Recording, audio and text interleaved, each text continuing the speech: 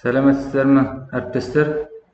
Біз бүгін электронды журналымыз күнделік кезет жүйесінде күнделік сабағымызға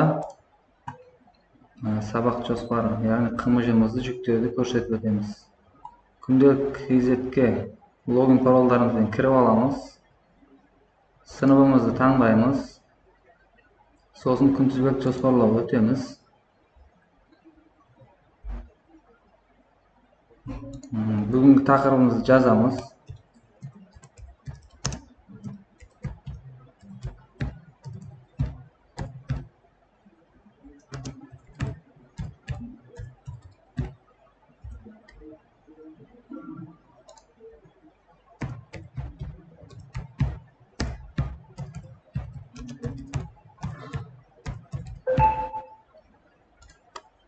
Тақырыбымызбен үй формасын жазып алған соң, бүгінгі сабағымыздың числосының үстіне басып өтеміз.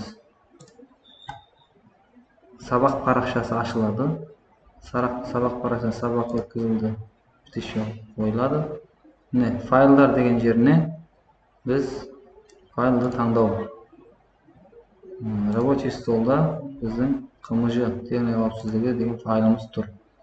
Біздің қымыжымыз. Соны открыть басамыз. Қымыжы техника қауіпсіздігі түсті. Енді жүктеу батырмасын басамыз. Сонымен бізге бүгінгі сабағымызға сабақ парақшасына біздің қымыжы түсіп отыр.